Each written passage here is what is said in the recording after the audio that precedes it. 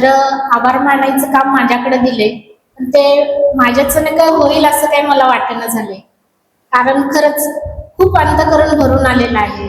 आपण 3 दिवस एकदम जिव्हाळ्याचे आपले चालले काढले आपण, आणि आज आपण निरोप घेतोय. खरंच फार दुःख होतंय.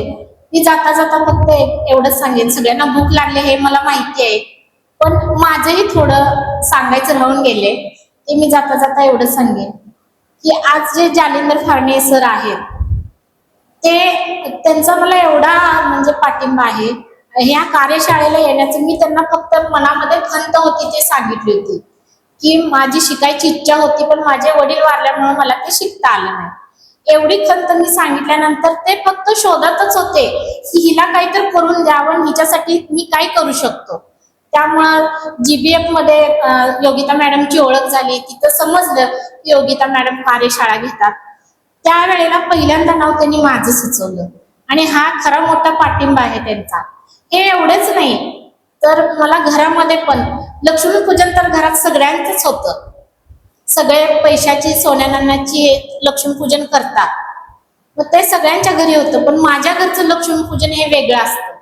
माझ्या घरी फक्त सोन्या नाण्याची पूजा होत नाही, पण माझे मिस्टर माझी पूजा करतात. ते मला त्यांनी जेव्हा पहिल्यांदा मला पाठावर बसवलं, माझे पाय पकडले, तेव्हा मला असं एकदम असं भरून आलं. आई वडिलांनी आपल्याला शिकवलेलं असते, आजीनं सांगितलेलं असतं की नवऱ्याने बायकोच्या पायाला हात लावायचा नसतो, पण जेव्हा त्यांनी पहिल्यांदा माझ्या पायाला हात लावला तेव्हा मला एकदम भरून आलं. आणि मी म्हटलं, तुम्ही हे काय करताय? तर हे म्हटले, ह्या सोन्या नाण्याची पूजा तर सगळेच करतात, पण खरी चालती बोलती खरी लक्ष्मी तर तूच माझी आहेस, आणि म्हणून मी तुझी पूजा करतोय.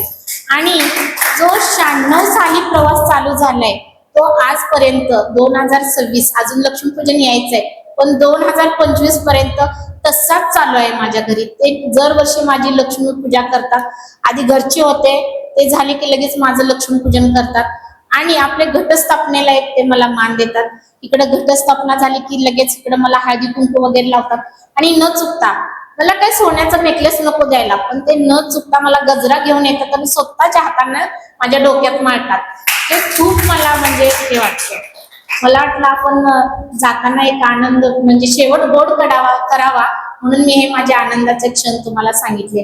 आपण इथं आलात सगळे, खूप काही शिकलो, खूप काही चुकलो, पण घडत गेलो, असंच घडत जाऊया.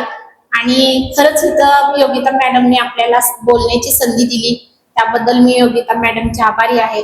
तसेच आपले पाटील सर एवढ्या लांबून आपल्यासाठी आले, त्याबद्दल त्यांचेही मी आभार मानते. तसेच आपले पोपट यादव सर, तेही सांगोल्यावरून आपल्यासाठी आले. आणि खरंच सर, तुम्ही आज आलात, अनुभवलात, पण तुम्ही पहिल्या दिवसापासून पाहिजे होतात. तुम्हाला खरंच खूप शिकायला मिळालं असतं, आणि आज पण थोडा बहुत तुम्हाला मिळाला असेल. आम्ही पण तुमच्यासारखेच एकदम निशब्द होतो, पण आज खूप काही बोलते, थांबूच नये, माझाच माईक आणि माझंच ऐक, असं आमची गत झालेली आहे. तेव्हा तुमचे मी आभार मानते. आणि आपले सगळे प्रेक्षक वर्ग, तसेच आमचे छान छान फोटो काढणारे आमचे दादा, त्यांचे सगळ्यांचे मी आभार मानते. आणि आपला कार्यक्रम संपला असं मी जाहीर करते. धन्यवाद.